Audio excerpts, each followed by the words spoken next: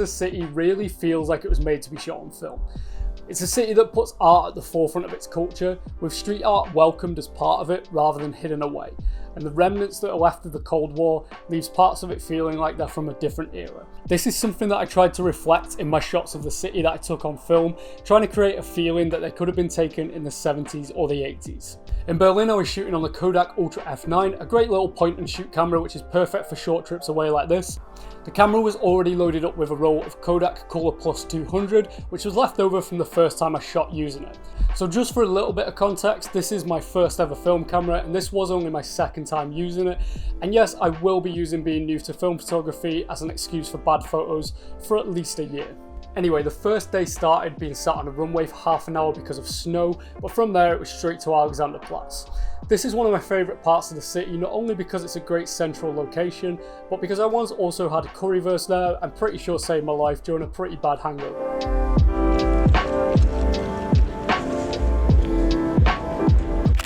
So I'll admit, I was a bit annoyed when I took this shot and the kid walked in front giving a cheeky two-finger salute, but I actually love how much life it adds to what would have probably otherwise been a pretty boring shot. I also love how clean the snow looks, along with the grey sky. I think you really get the feeling here of how bitterly cold the day was.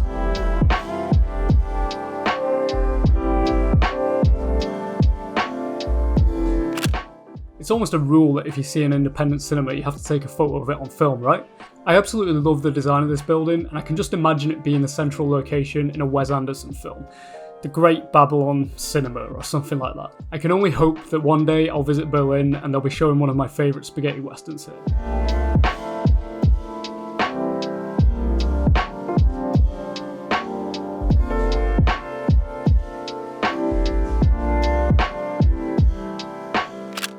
This shot I honestly don't have a great deal to say about. I think the idea on this one was probably better than the execution. I do like the trains passing overhead. Something I'd do a lot on this trip was wait for a train to pass by so I could get the right shot. The road pedestrian on the left is kind of annoying because I swear I would have framed the shot without them. I guess that's one thing with the 31mm lens on the Ultra F9, is that the shots seem to be a little wider than how I framed them through the viewfinder.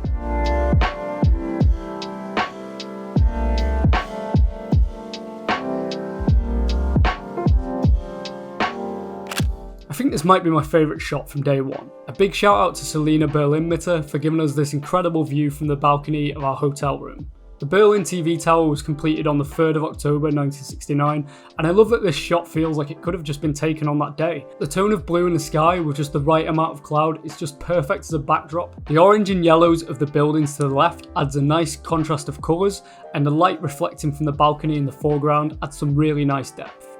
So this is probably a good time to talk about the Kodak Ultra F9's low light performance, which I could probably sum up with one word: non-existent. With the camera having an aperture f9 and shooting at 120th of a second, I knew this was never going to be great in the dark, but I thought I'd give it a try anyway, and yeah, the results were not great at all. This one I actually do kind of like because the neon glow of the sign has come out really nice. Again though, not completely horrific, but definitely not a great shot. I did take a few more shots on this evening, but they're probably best locked away in a folder named Cursed Images. This camera does have a flash, which yeah, in hindsight I should have used, but maybe that's a video for another time. I finished the roll of ColorPlus with some of these failed night shots, and so going into day 2, I had a roll of Kodak Ultramax 400 loaded into the camera. I took the first shot of day 2 after just waking up and noticing some really nice shadows on the balcony and door frame of the hotel room. I really like that this shot also tells the story of the night before with the lone can of German beer sat on the door frame. We were pretty exhausted at the end of the first day after the early flight, and so some cans of beer in the hotel room was a pretty nice way to end the day.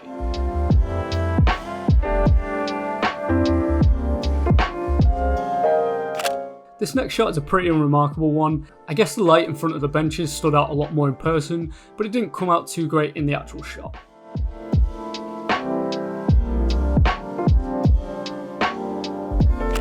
Here's a lesson not to shoot directly into the sun when you can't control your camera settings. The shadows being cast by the trees are actually really nice here, it's just a shame about all that glare. I actually took a really similar shot to this the first time I used the camera. I think my favourite thing about this shot is the shadow from the tree being cast on the wall just above the restaurant. It's just a really nice touch. Other than that though, the shot is fine. Don't worry, not everything I captured on this day was completely average. I would end up getting some shots that I'm much happier with.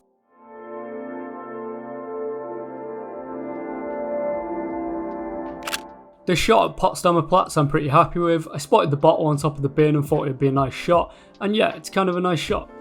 I guess it's not too clear that the bottle is the subject though. I think that's something I could improve on with using this camera, is to get much closer to the subjects. So at this point we were making our way towards the Berlin Wall Memorial and found an incredible spot under a train bridge where the light was falling just perfectly.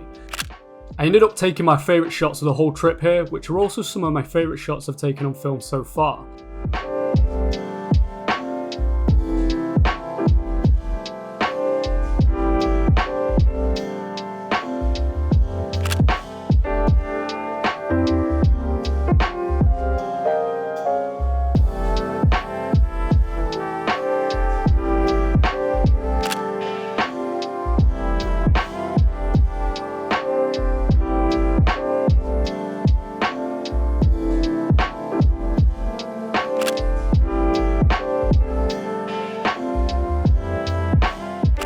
This is my favourite shot from the whole trip. The golden light shining under the bridge looks amazing and the shadows are falling just right.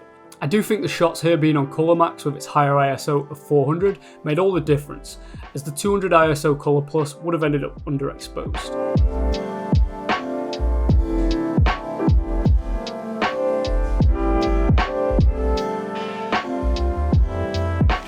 I only ended up taking a couple of shots at the Berlin Wall Memorial, and this first one definitely had potential, but what I think is my hat in the frame pretty much ruined it. I love a good missed opportunity though, just because it's a good reason to return to a location, and this is a shot I'll be looking to get right on my next visit. This shot, however, I couldn't be much happier with. I mean, the framing could have been a little more central, but the positioning of the tram in this shot is one of the few times I didn't mess up my timing and have to retake the shot, so that's a small victory.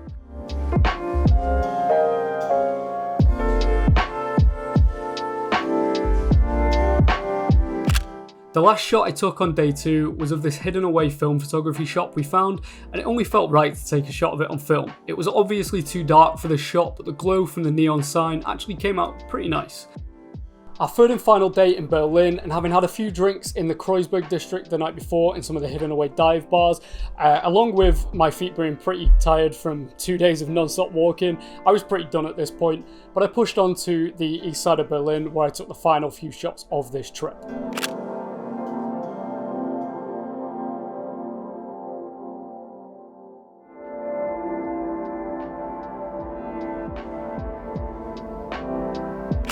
The inside of the East Side Mall feels like it was made to be shot on film, and definitely a location I want to revisit.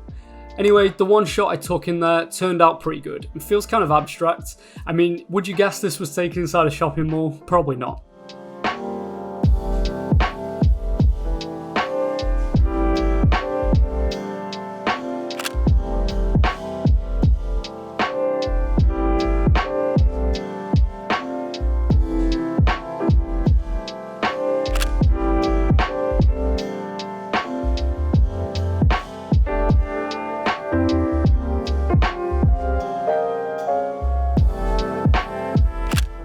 Honestly, by the time I got the film developed, I'd completely forgotten about this shot, but it's definitely my favourite from the last day, and also the last shot I took in Berlin on film.